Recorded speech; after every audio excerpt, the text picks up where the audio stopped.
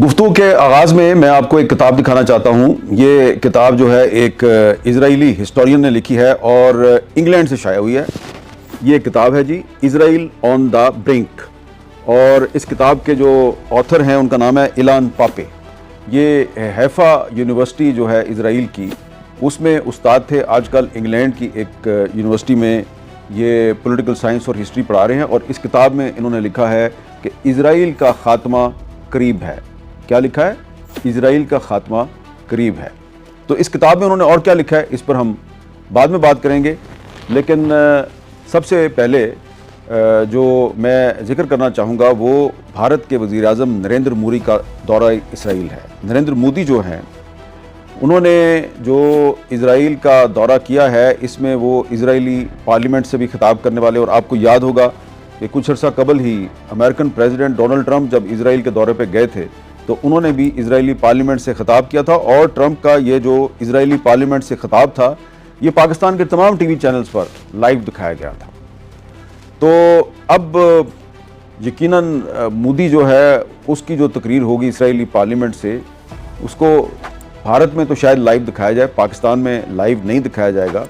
लेकिन मेरे ख्याल से जो पाकिस्तान का जो हुक्मरान तबका है, पाकिस्तान की जो रूलिंग एलीट है, उसको मोदी की इजरायली पार्लियामेंट में तकरीर और वहाँ पर जो उसकी एक्टिविटीज़ हैं उन पर बहुत गहरी नज़र रखने की ज़रूरत है।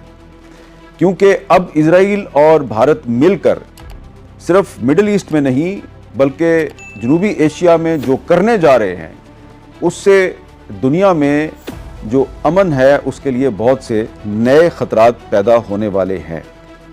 और ये जो सूरत हाल है, इसमें सबसे ज़्यादा ख़तरा जो है, सबसे ज़्यादा ख़तरा वो या तो फ़लस्तीन के लोगों को है या फिर वो कश्मीर के लोगों को होगा, और कश्मीर के साथ पाकिस्तान जुड़ा हुआ है और पाकिस्तान को भी बहुत ख़बरदार रहने की ज़रूरत है।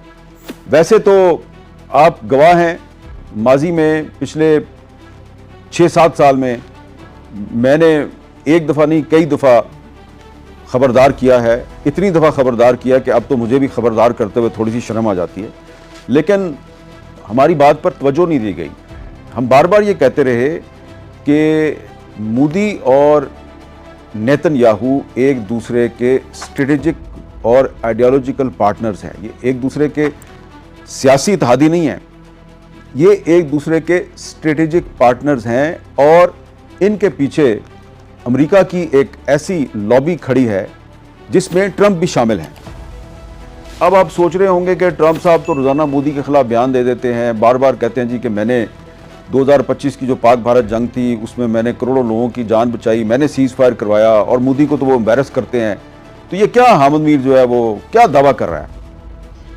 देखिए, मैं तो पहले भी ये कहता रहा हूँ, अब दोबारा आपको कह रहा हूँ कि जिस तरह मोदी और नेतन्याहू एक दूसरे के स्ट्रेटेजिक पार्टनर हैं, इसी तरह डोनाल्ड ट्रंप और नेतन्याहू भी एक दूसरे के स्ट्रेटेजिक पार्टनर हैं।